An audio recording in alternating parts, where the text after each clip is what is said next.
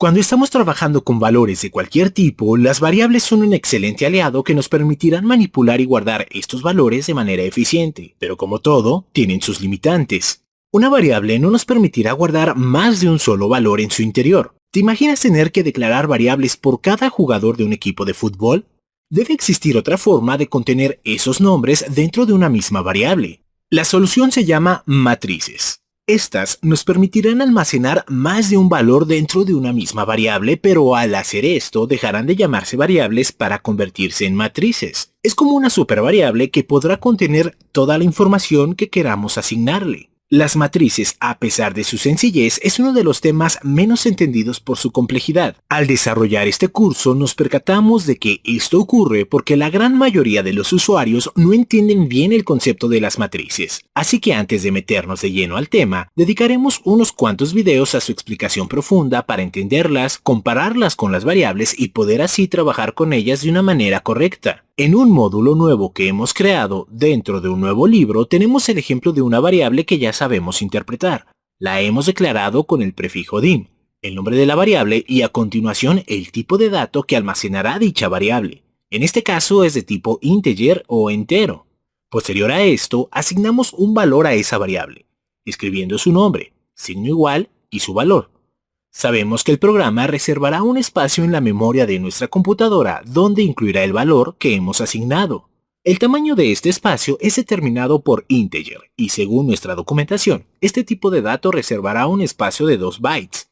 Si quisiéramos agregar otro dato dentro de esta variable, no podremos hacerlo pues el espacio que se ha reservado es exclusivamente para este valor. Es como si se hubiera mandado a hacer una caja donde solo cupiera este contenido.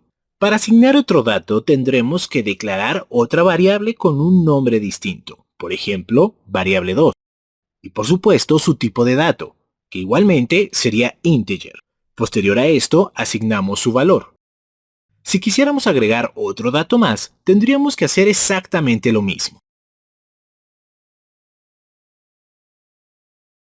Las matrices son algo más complejas, pero más útiles.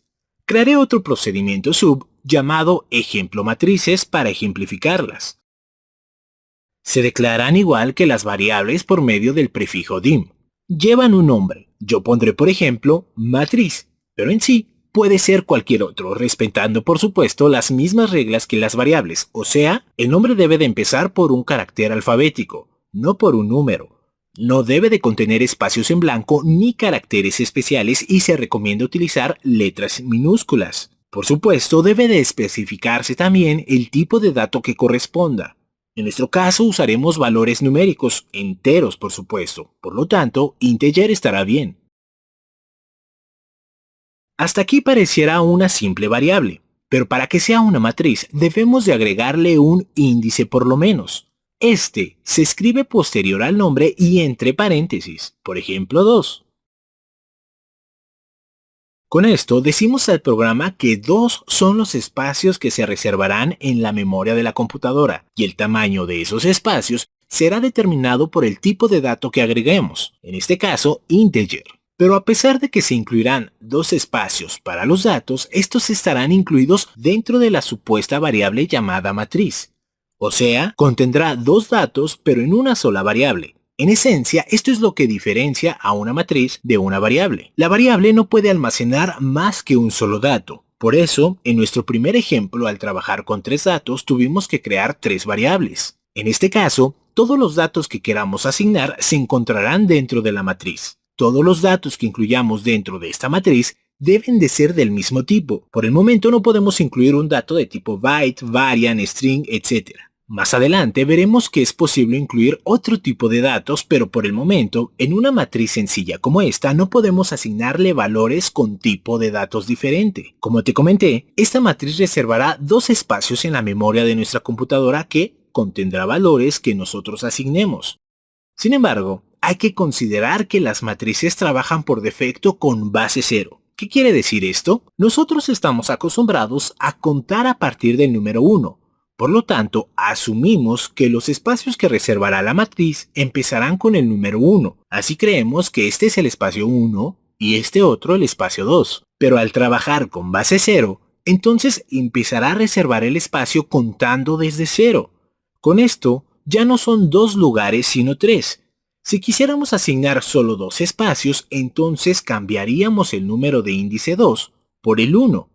Con esto, contará desde 0 y serán solo 2 espacios reservados, el 0 y el 1. Esto se puede cambiar para que nos sea más cómodo y obligar al sistema por medio de una instrucción a contar desde 1, pero lo veremos más adelante. Al tener el número 2 de índice, entonces estamos incluyendo 3 espacios reservados. Aclarado esto, entonces podemos rellenar la matriz con los valores que deseemos siempre y cuando cumplan con el tipo de datos declarado. Como lo hemos visto, en este caso es integer. Para ello, al igual que las variables, iniciamos con el nombre de la matriz y entre paréntesis incluiremos el número de índice que corresponde. En este primer caso será 0 y asignamos un valor. Después incluimos el segundo índice. Por supuesto, debe de contener el nombre de la matriz y entre paréntesis el siguiente número del índice, el cual sería el 1. Por último, el tercer índice, con el nombre de la matriz y el número del índice correspondiente con su valor. Comparemos ahora la variable y nuestra matriz para entender dónde radica la diferencia entre una y otra. Ambas se declaran con el prefijo dim. Ambas llevan un nombre principal. A ambas se le declara el tipo de dato que se manejará. Sabemos que a cada variable se le debe asignar el tipo de dato por cada una de ellas, aunque sea el mismo. En las matrices, con declararlo una sola vez es suficiente, pues de manera automática este tipo de dato se asigna a todo el contenido de la matriz. Con variables debemos crear 3 instancias por separado, pues una variable no puede almacenar más que un solo valor. En el caso de la matriz es todo lo contrario, pues puede contener cualquier cantidad de datos siempre y cuando lo asignemos como índice. A este índice también lo podemos llamar dimensión. Esta es una matriz con una dimensión. Hay matrices con más dimensiones, pero esas las veremos en nuestro siguiente video. A las variables se les debe asignar un valor que no incluye índice, pero cada variable almacena un valor independiente. A la matriz se le asignan los números de índice correspondientes al número del índice principal. En pocas palabras, lo que hacen estas variables es que asignan un espacio en la memoria de la computadora de manera única, o sea, cada dato en una variable o espacio diferente. Lo que hace la matriz es que dentro del espacio asignado se agregan otros 3 espacios, pero contenidos dentro de la memoria asignada. Obviamente, son datos del mismo tipo, pues sabemos que no puede contener tipos de datos diferentes.